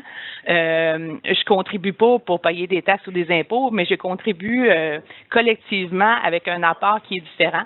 J'ai un désir, une volonté intellectuelle qui est sans borne. J'aime apprendre, j'aime étudier, j'aime personnellement acquérir des connaissances. Oui, c'est pour accéder à un poste supérieur ou différent ou aller chercher des éléments ou des atouts supplémentaires. C'est ce qui m'a amené principalement à la TELUC.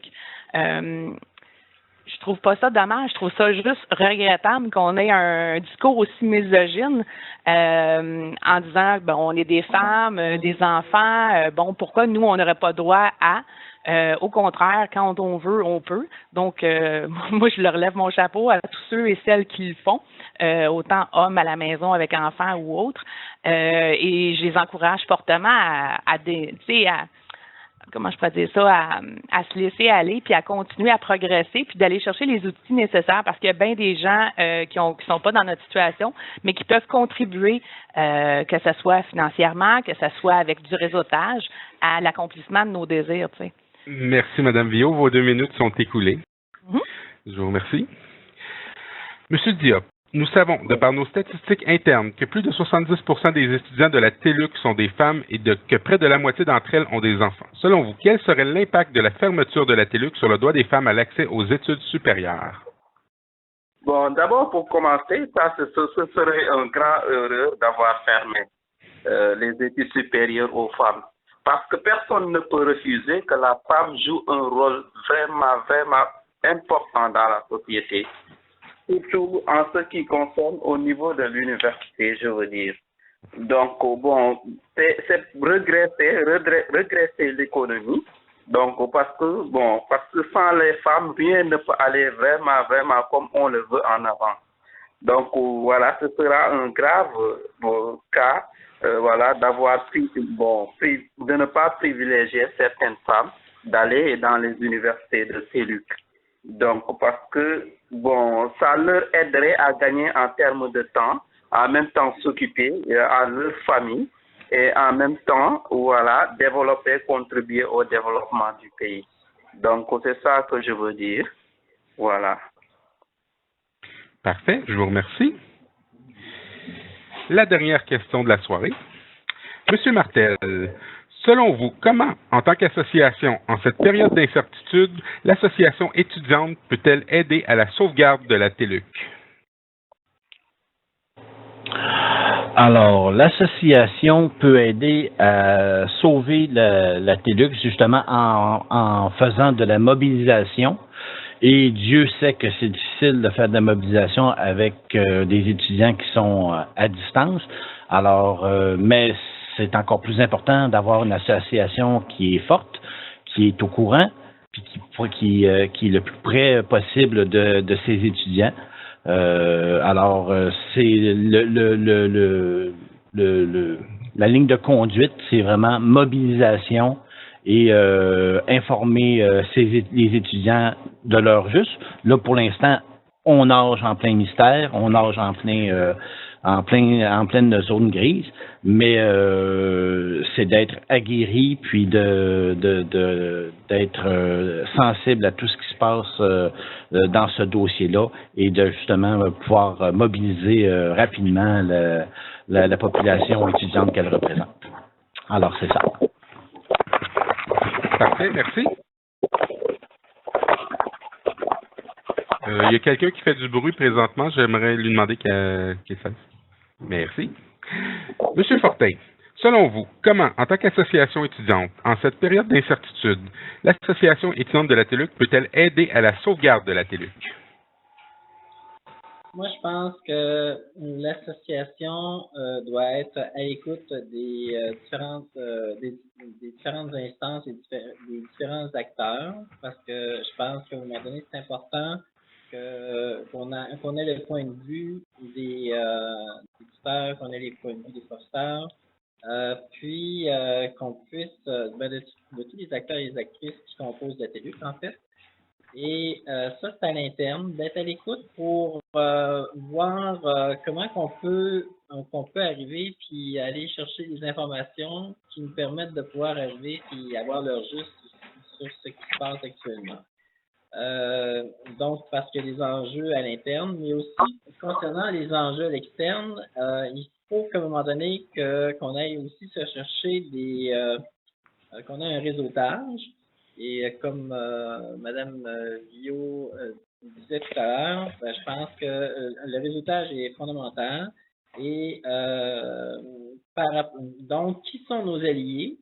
Et puis au niveau de la TELUC, je pense qu'on a avantage à voir en tant qu'association, comme on peut avoir des partenaires au niveau de l'éducation des adultes, c'est ce qu'on a déjà fait d'ailleurs, pour pouvoir puis voir tout autre collaborateur ou collaboratrice qui peuvent nous aider à appuyer la TELUC. Et à ce moment-là, c'est important aussi de pouvoir arriver puis se mobiliser en tant qu'association et être aux aguets par rapport aux informations qui nous permettent de dire où qu'on en est rendu puis où qu'on s'en va. Donc, au niveau de la situation de crise qu'on a vécu le 30, le 30 octobre dernier, c'est sûr et certain que là, il va y avoir d'autres développements qui s'en viennent. Puis il faut vraiment aller chercher l'information et avoir l'information la plus juste possible afin de s'ajuster. Merci, M. Fortin. Nos stratégies. Vos 2 minutes sont écoulées. C'est bon. Monsieur Apchiche, selon vous, comment, en cette période d'incertitude, pardon, je repose ma question, je vais éditer le tout au montage. Monsieur Apchiche, selon vous, comment, en tant qu'association étudiante, en cette période d'incertitude, l'association étudiante de la TELUC peut-elle aider à la sauvegarde de la TELUC? En effet, comme tout le monde le dit, c'est par rapport à une mobilisation. Mais je crois que ça ne peut pas seulement être qu'une mobilisation entre membres. Parce que je crois que la majorité des étudiants de la TELUC ne se sentent pas nécessairement interpellés par sa situation actuelle. Par contre, comme nous l'avons mentionné, ils ne sont pas au courant de la situation actuelle. Ceci étant dit, ce que j'apporterais en tant que conseiller au conseil d'administration, ça serait d'aller chercher des supporters. Par exemple, des organisations sportives qui envoient leurs membres étudier à la TELUC. Ces membres-là sont intéressés de vivre ce genre de vie parce qu'ils peuvent concilier travail et études. Si ça ne serait pas de la TELUC ou de l'existence de la TELUC, ils choisiraient peut-être un autre style de vie qui les laisserait délaisser leurs organisations sportives. Ce qui veut dire que les organisations sportives, par exemple, ont tout avantage à supporter la TELUC. Et ça serait j'en ferais mon devoir en tant que conseiller que d'aller chercher ces nouveaux supporters. Par exemple aussi, je connais le député libéral de la région ici de Gatineau-Elmer, près de la capitale d'Ottawa. J'irais directement le rencontrer par rapport à ce sujet et je lui dirais que je lui mentionnerais l'importance qu'a la TELUC à ses étudiants et l'importance que pourrait avoir la TELUC dans la vie des étudiants qui ne connaissent pas son existence. Tous ces éléments-là feraient en sorte que la TELUC serait revitalisée et si tous les membres se mettent à cette tâche, ben, la TELUC ne peut connaître que du succès. Et je voudrais mentionner aussi que, bien que c'est une position à temps partiel, j'en ferai une position en temps plein. Merci, Monsieur Apchiche. Vos 2 minutes sont écoulées. Madame Villot, selon vous, comment, en tant qu'association étudiante, en cette période d'incertitude, l'association étudiante de la TELUC peut-elle aider à la sauvegarde de la TELUC? Tout d'abord, c'est un choix que les étudiants ont fait d'aller à la TELUC, un choix par rapport, comme on disait tantôt, et ce qui a été nommé tout au long de la soirée au niveau de la flexibilité, l'accessibilité, la qualité des études, mais au niveau de la mobilisation, on a spécifié que oui, on est tous à distance. C'est difficile, mais si on utilise les outils technologiques, comme M. Martel a déjà mentionné, M. Fortin, je crois également, je crois qu'on a des avantages. Il faut que ce soit des choses concrètes. Il faut que l'association étudiante soit active envers ses membres et qu'elle puisse donner l'heure juste, comme on spécifiait tantôt, on parlait de transparence, mais je pense que ça, c'est un élément qui est important.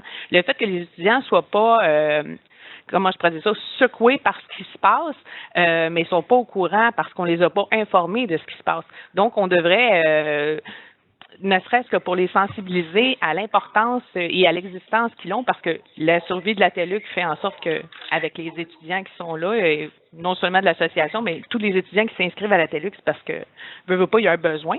Donc, étant donné qu'on tient ça par le bas, je crois qu'on est l'essence même pour pouvoir gravir. Je parlais de capital politique tantôt. C'est sûr que le capital politique, le réseautage, c'est quelque chose qu'il faut avoir. Moi, je me nomme souvent dans différents événements comme un fond de salon qu'on appelle. Donc, je pense pas que ce soit à l'avant-plan que ça se passe, mais à l'arrière-plan. C'est là qu'on sait où se passent les vraies choses, puis où est-ce qu'on entend les brides, que ce soit positif ou négatif, puis qu'on est capable de réagir en temps. Donc, du réseautage, puis une bonne transparence dans l'information qu'on transmet à nos membres. Merci.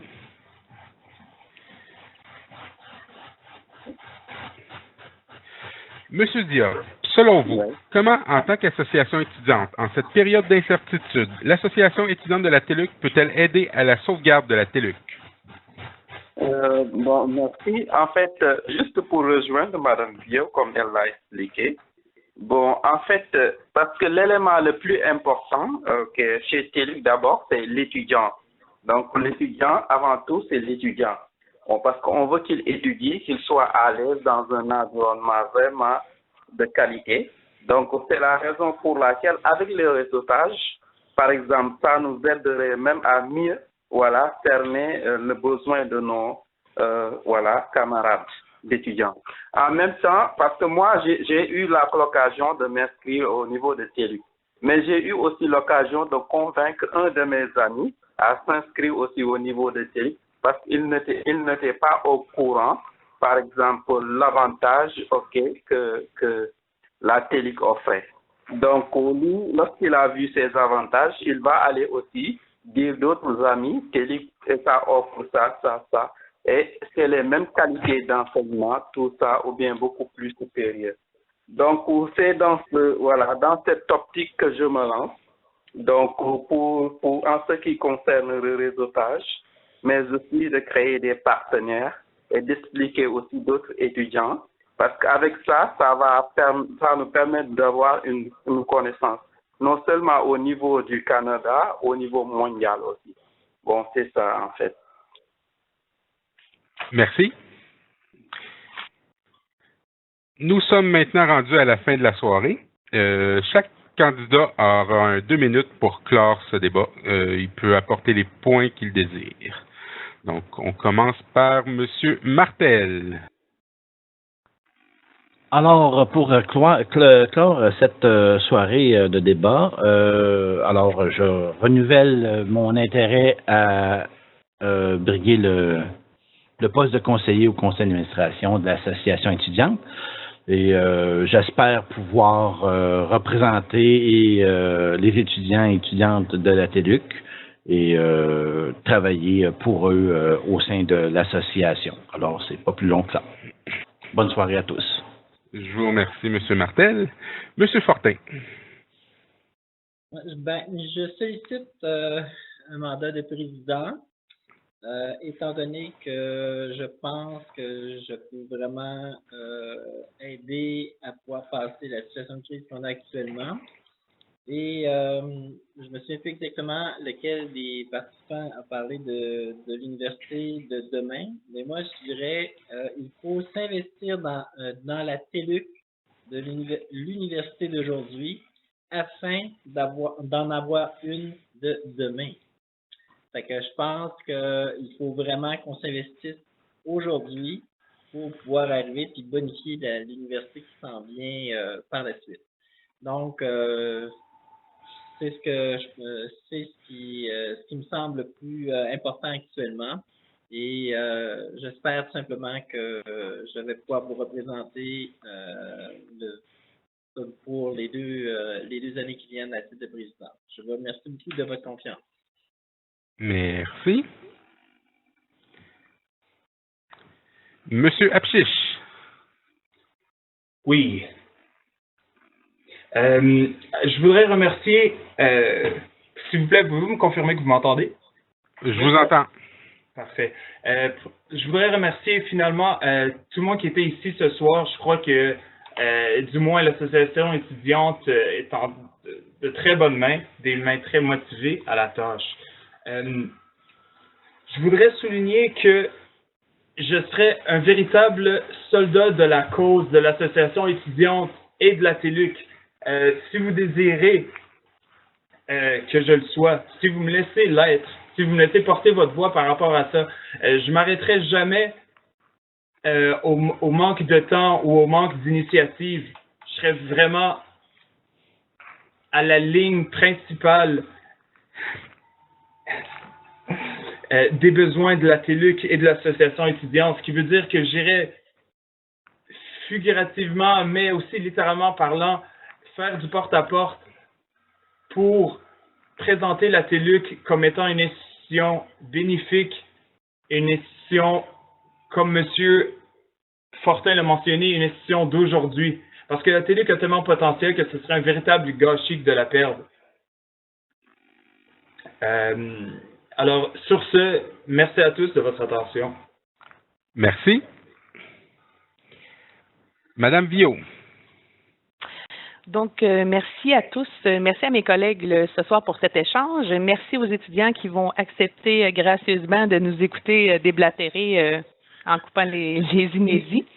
Tout d'abord, je brigue un poste au sein du conseil d'administration parce que je crois premièrement à la parité homme-femme, de un. De deux, je crois que j'ai les compétences les compétences et l'ouverture, pas que mes collègues ne l'ont pas, mais je ne veux pas paraître prétentieuse, mais mon engagement au sein de l'association étudiante, c'est un début. J'ai commencé par le comité de régulation, bien entendu, par intérim, mais je désire poursuivre sur le conseil d'administration justement parce que je me réflexionne depuis un certain temps à savoir l'apport supplémentaire que je peux amener, que ce soit de mon vécu municipal, scolaire ou gouvernemental antérieur. Donc, c'est naturel pour moi de contribuer. Ça fait partie de ma personne. Mon association étudiante, c'est une projection de ma personne, mais une projection aussi des gens qui m'entourent. L'éducation fait partie intégrante de ma vie, même, je dirais, de tous les jours. Donc, c'est ça. Moi, je désire être le pont entre vous, les étudiants, mes collègues et la TELUC. Donc, c'est pour ça que je vous demande votre appui. Puis, je vous remercie beaucoup. Merci. Monsieur Diop, vous avez 2 minutes. D'accord. Bon, je commence par dire que, bon, j'aime bien TELUC. TELUC, bon, c'est mon université d'abord préférée. Même je recommanderais toute année à venir chez TELUC pour étudier. Bon, comme je vous l'ai dit, mais je tiens d'abord à vous remercier du temps que vous m'avez accordé. Je tiens à vous remercier aussi, surtout de la réunion qu'on a eue aujourd'hui. Bon, en fait, pour terminer, juste parce que je veux que tout ce que je dis, ou bien tout ce qu'on vient de dire, soit vraiment examiné et soit mis en œuvre le plus rapidement possible. Parce que c'est l'action qui parle. C'est l'action qui parle. parce que j'ai pas besoin de dire que je vais faire ça, bon, juste pour expliquer, mais c'est vraiment l'action qui parle. Donc, si je dis que aussi, TELUC, c'est l'université de demain, c'est-à-dire il y a des étudiants qui attendent, qui veulent s'inscrire à l'université, encore beaucoup plus d'étudiants. Donc, parce qu'ils ne connaissent pas l'avantage. Comme moi, le fait de convaincre un ami, d'aller convaincre un ami pour qu'il vienne s'inscrire, bon, il a trouvé que ce que je lui dis, c'est une réalité. Et il y a beaucoup d'autres étudiants qui ne savent pas ça. Il faut leur donner aussi cette chance, il faut les sensibiliser, voilà, pour qu'ils viennent vraiment, parce qu'ils veulent, ils en ont besoin, non seulement les femmes, mais aussi des gens qui travaillent, et entre autres, j'en passe. Bon, merci et je vous remercie pour la soirée. Je vous remercie. Je vous remercie tous d'avoir participé à ce premier débat. Je crois que c'est une première aussi à l'association électorale de la TELUC en 2016. Demain, au courant de l'après-midi, la vidéo sera éditée. On s'excuse tout de suite. Il y a eu certaines petites coupures. On n'est malheureusement pas responsable de tout ceci. C'est les aléas de la technologie. J'espère toutefois que les étudiants auront apprécié cette soirée et ce débat.